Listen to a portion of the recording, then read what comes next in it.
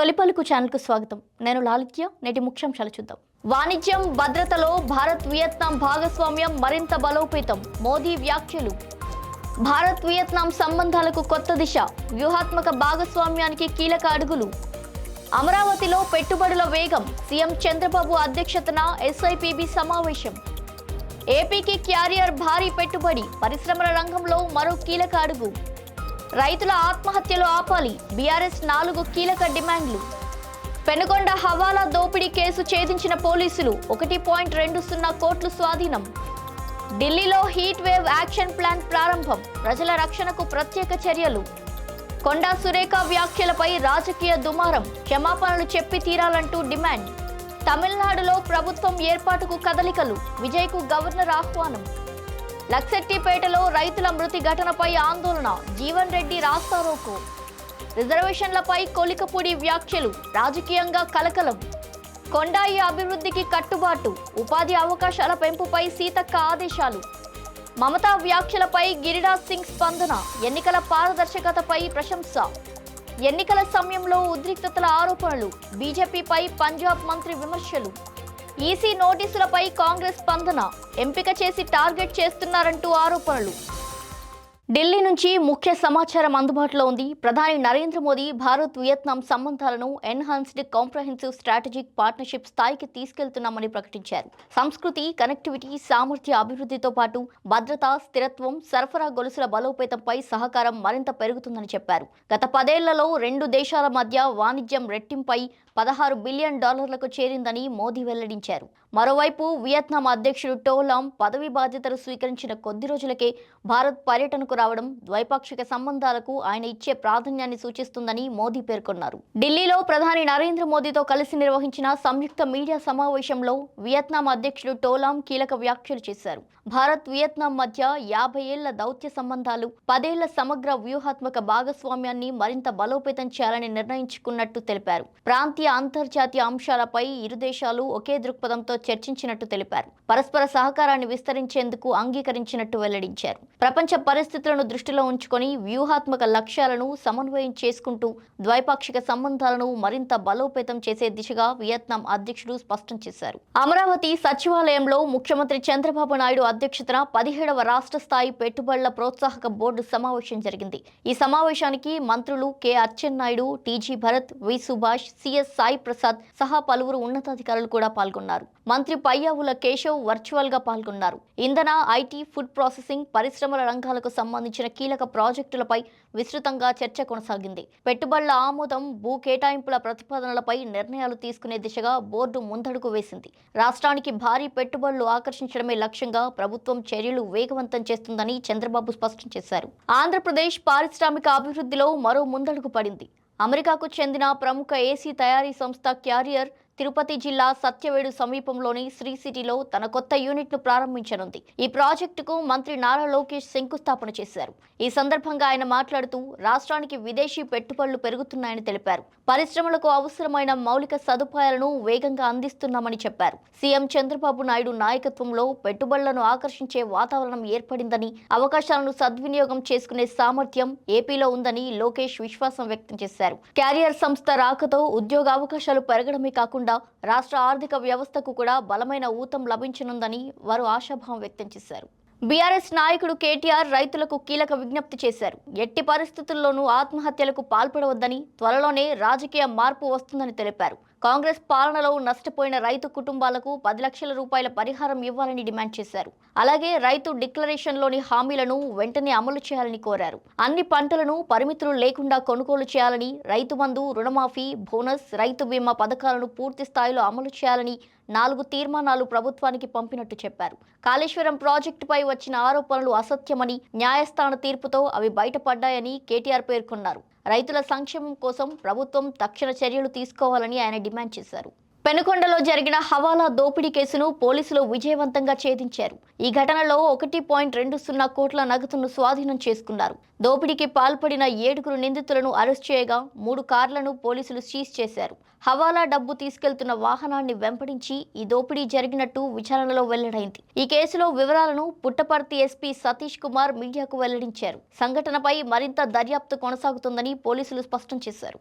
ఢిల్లీలో తీవ్రమైన ఎండల నేపథ్యంలో ముఖ్యమంత్రి రేఖా గుప్తా హీట్ వేవ్ యాక్షన్ ప్లాన్ను ప్రారంభించారు. ఢిల్లీ సచివాలయంలో 13 జిల్లాల కోసం 13 ప్రత్యేక వాహనాలను ప్రారంభించారు. ఈ వాహనాల్లో వాటర్ కూలర్లు, ఫస్ట్ ఎయిడ్ కిట్లు, ఓఆర్ఎస్ ప్యాకెట్లు, టోపీలు, టవల్స్ వంటి అవసరమైన సామాగ్రి అందుబాటులో ఉంటుంది. ట్రాఫిక్ సిగ్నళ్ల వద్ద నిలబడే ప్రజలకు ఇవి పంపిణీ చేస్తారు. బయట పనిచేసే కార్మికుల ఆరోగ్యంపై ప్రత్యేక దృష్టి పెట్టిన ప్రభుత్వం వారికి అవసరమైన రక్షణ చర్యలు తీసుకుంటుంది. అదే సమయంలో పాఠశాలల్లో పిల్లల కోసం వాటర్ బ్రేక్స్ వంటి చర్యలు చేపట్టి డీహైడ్రేషన్ నివారణకు చర్యలు తీసుకోవాలని అధికారులు సూచించారు. దేవాదాయ శాఖ మంత్రి కొండా సురేఖ చేసిన వ్యాఖ్యలు రాష్ట్ర రాజకీయాల్లో తీవ్ర చర్చకు దారితీశాయి.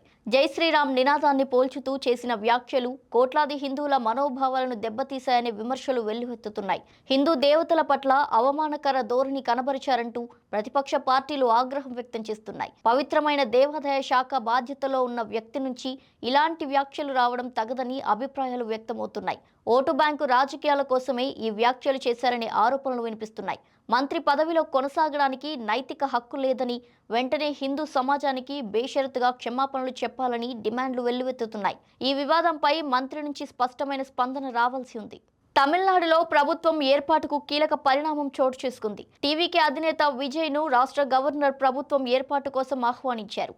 ఎన్నికల్లో గెలిచినప్పటికీ మెజారిటీకి అవసరమైన 118 సీట్లు టీవీకేకు రాకపోవడంతో మద్దతు కోసం ఇతర పార్టీలతో చర్చలు కొనసాగుతున్నాయి. ఇక ఇండియన్ నేషనల్ కాంగ్రెస్ టీవీకేకు మద్దతు ప్రకటిస్తూ కీలక లేఖను విడుదల చేసింది. కొన్ని షరతులతో ప్రభుత్వం ఏర్పాటు కోసం పూర్తి సహకారం అందిస్తామని తెలిపింది. 2 వారాల్లో మెజారిటీ నిరూపిస్తామని టీవీకే ఇప్పటికే గవర్నర్ను కోరగా ఇప్పుడు రాజకీయ సమీకరణాలు వేగంగా మారుతున్నాయి.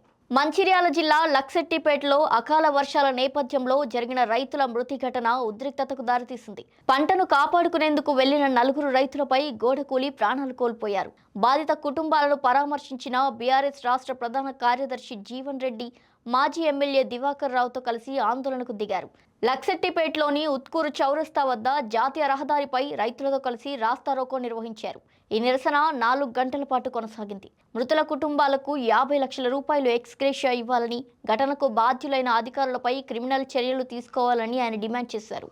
ఆంధ్రప్రదేశ్ రాజకీయాల్లో రిజర్వేషన్ల అంశంపై కొత్త వివాదం నెలకొంది. తిరువూరు ఎమ్మెల్యే కొలికపూడి శ్రీనివాసరావు చేసిన వ్యాఖ్యలు చర్చనీయాంశంగా మారాయి. రాష్ట్రంలో దళితుల రిజర్వేషన్లు తొలగించే కుట్ర జరుగుతుందని ఆయన ఆరోపించారు. దళితులను క్రైస్తవులుగా చూపిస్తూ వారి హక్కులను తగ్గించే ప్రయత్నం జరుగుతుందని అన్నారు. క్రైస్తవ మతం స్వీకరించిన వారు ఎస్సీ కేటగిరీలోనే కొనసాగాలా అనే అంశంపై కూడా ఆయన వ్యాఖ్యలు వివాదానికి దారితీశాయి. ఇప్పటికే పార్టీ అంతర్గత విభేదాలు ఉన్న నేపథ్యంలో ఈ వ్యాఖ్యలు రాజకీయంగా ప్రభావం చూపే అవకాశం ఉందని విశ్లేషకులు అభిప్రాయపడుతున్నారు.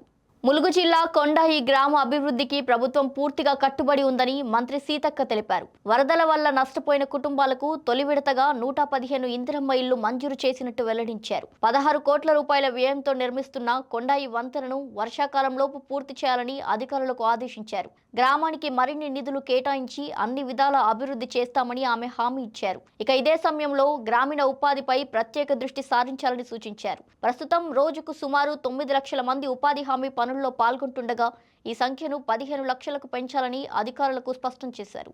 పశ్చిమ బెంగాల్ ముఖ్యమంత్రి మమతా బెనర్జీ రాజీనామా చేయను అన్న వ్యాఖ్యలపై కేంద్ర మంత్రి గిరిరాజ్ సింగ్ స్పందించారు. దేశంలో స్వేచ్ఛాయుత, నిష్పక్షపాత ఎన్నికలు నిర్వహించబడినట్టు ఆయన పేర్కొన్నారు. గతంలో పశ్చిమ బెంగాల్లో ఓటర్లు ఓటు వేయడానికి కూడా భయపడే పరిస్థితులు ఉన్నాయని అన్నారు. అప్పట్లో భయాందోళన వాతావరణంలో ప్రభుత్వం ఏర్పడేదని ఆరోపించారు. అయితే ఇప్పుడు ఎన్నికల ప్రక్రియ పారదర్శకంగా జరిగిందని స్పష్టం చేశారు. ఈ నేపథ్యంలో ఎన్నికలను సమర్థవంతంగా నిర్వహించిన ఎలక్షన్ కమిషన్ ఆఫ్ ఇండియాకు ఆయన కృతజ్ఞతలు తెలిపారు. పంజాబ్ ఆర్థిక మంత్రి హర్పాల్ సింగ్ చీమా ఎన్నికల సమయంలో ఉద్రిక్తతలు సృష్టిస్తున్నారంటూ బీజేపీపై తీవ్ర ఆరోపణలు చేశారు. విధానసభ ఎన్నికలు జరిగే రాష్ట్రాల్లో సామాజిక విభేదాలు రెచ్చగొట్టడం, మతపరమైన ఉద్రిక్తతలు పెంచడం వంటి విధానం కనిపిస్తుందని ఆయన అన్నారు. వెస్ట్ బెంగాల్, అస్సాం, తమిళనాడు, పుదుచ్చేరి వంటి ప్రాంతాల్లో కూడా ఇదే తరహా పరిస్థితులు కనిపించాయని పేర్కొన్నారు. ఇప్పుడు అదే ధోరణి పంజాబ్లో కొనసాగించేందుకు ప్రయత్నిస్తున్నారంటూ ఆరోపించారు. రాష్ట్రంలో శాంతి భద్రతలను భంగం చేసే ప్రయత్నాలను అనుమతించబోమని ఆయన స్పష్టం చేశారు. పంజాబ్ ప్రజలు అప్రమత్తంగా ఉన్నారని, విభజన రాజకీయాలకు గట్టి సమాధానం చెప్తారని మంత్రి హర్పాల్ సింగ్ అన్నారు. బెంగళూరులో కర్ణాటక మంత్రి ప్రియాంక్ ఖర్గే కాంగ్రెస్ అధ్యక్షుడు మల్లికార్జున్ ఖర్గేకు ఎన్నికల కమిషన్ ఇచ్చిన నోటీసులపై స్పందించారు. ఎవరికి నోటీసులు ఇవ్వాలనేది ఎలక్షన్ కమిషన్ ఆఫ్ ఇండియా స్వేచ్ఛ అని అన్నారు. అయితే ప్రతిపక్ష నాయకులనే లక్ష్యంగా చేసుకోవడం ఆందోళన కలిగిస్తుందని విమర్శించారు. మల్లికార్జున ఖర్గే ఆర్థిక ఉగ్రవాదం గురించి ఐటీ, ఈడీ, సిబిఐ వంటి సంస్థల వినియోగంపై మాట్లాడినట్టు ఇప్పటికే స్పష్టత ఇచ్చారని తెలిపారు. నోటీసుకు తగిన విధంగా సమాధానం ఇస్తామని, ఇదే సమయంలో ఈ అంశంపై దేశవ్యాప్తంగా బీజేపీ నిరసనలు కొనసాగిస్తున్నామని ప్రియాంక్ ఖర్గే స్పష్టం చేశారు. ఇవి వాటి బులెటిన్ డీటెయిల్స్. మరో బులెటిన్తో మళ్ళీ కలుద్దాం. చూస్తూనే ఉండండి తొలి పలుకు న్యూస్.